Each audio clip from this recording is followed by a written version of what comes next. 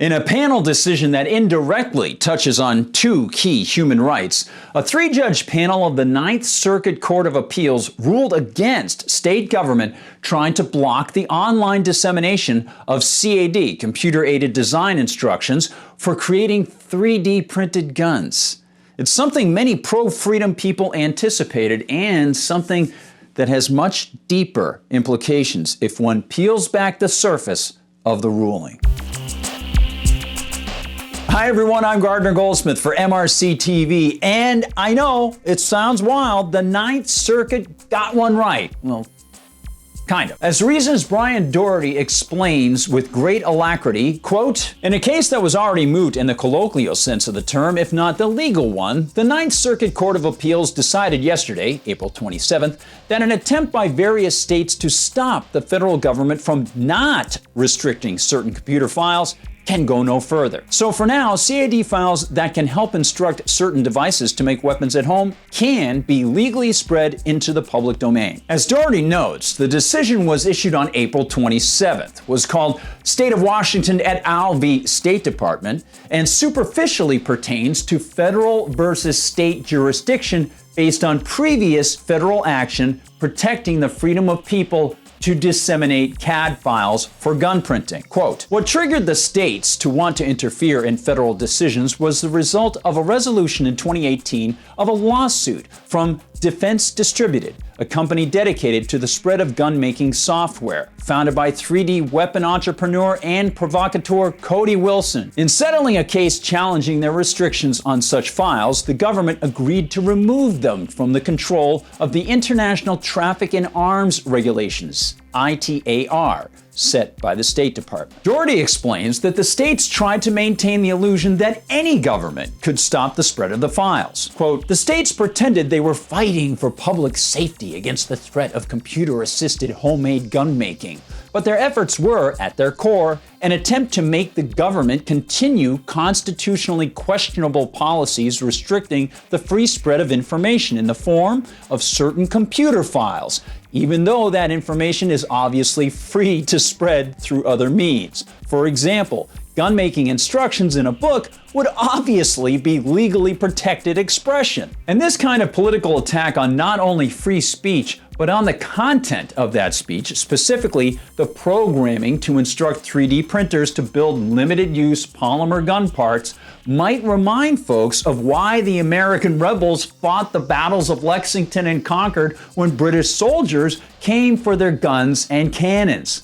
Collectivists fear people who can defend themselves and want to block any means Americans might have to circumvent unconstitutional and immoral gun restrictions. Writes Doherty, a district court had earlier issued an order granting the motion of 22 states and the District of Columbia to enjoin the State Department's final rule removing 3D printed guns and their associated files from the U.S. munitions list. But this new ruling nixes that lower court move.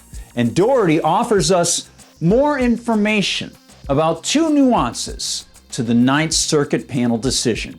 First, as the panel decision explained, the government used that broad discretion back in 2018 to shift control of the computer files in question from ITAR to CCL, Commerce Control List, under Commerce Authority.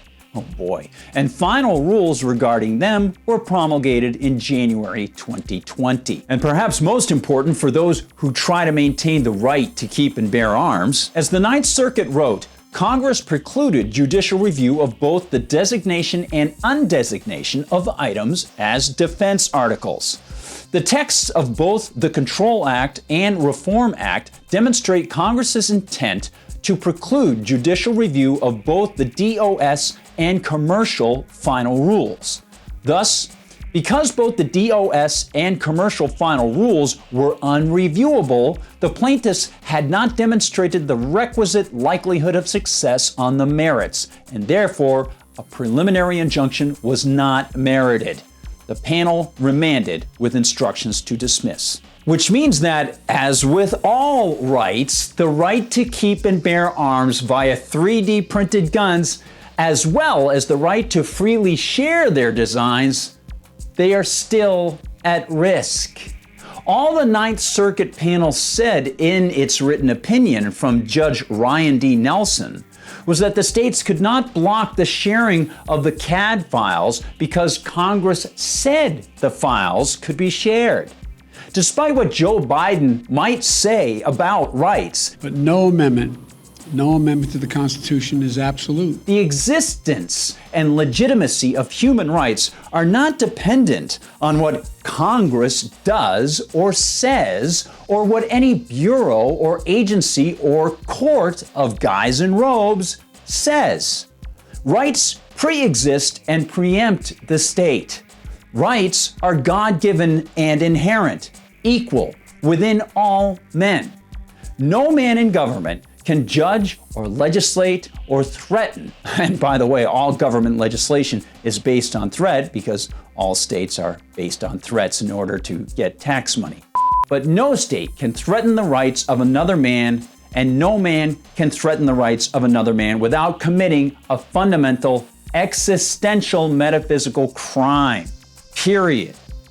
As 17th century British leveler Richard Rumbold said, in part, just before being led to the gallows in 1685, and as Thomas Jefferson later paraphrased, quote, "I am sure there is no man born marked of God above another, for none comes into the world with a saddle upon his back, neither any booted and spurred to ride him." Thus, in many ways, this seemingly positive ruling is a lesson. It's a lesson in seeing how the feds might, at any time, change their position and add another attack on our rights to speech and self-defense.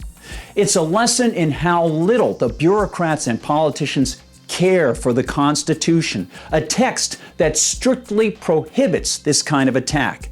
And it is a lesson in recognizing that court rulings serve as reminders of the layers of government that have been set up to distract us from recognizing our fundamental rights.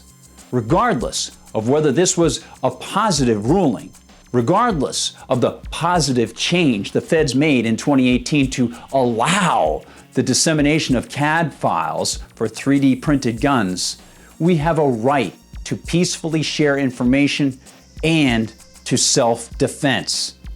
The rights must stay paramount in practice and in the mind. Thank you so much for sharing this time with me, everyone. Remember, if you're watching on YouTube, please like and subscribe. Share the videos with as many friends as possible, especially about issues like this, because a lot of firearms issues, the algorithms don't like those in some social media settings.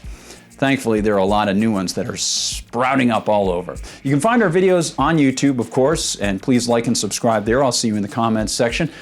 And you can also find all our videos on Rumble. All right. And you can find us in Facebook. Yep, we're still there, which is awesome. You can find us over at Twitter, on Instagram and TikTok, and I am on Gab. I like to remind people about Gab as well. I like what they do. I'm Gardner, at Gardner Goldsmith on Gab. From MRC TV, I am aforementioned Gardner Goldsmith.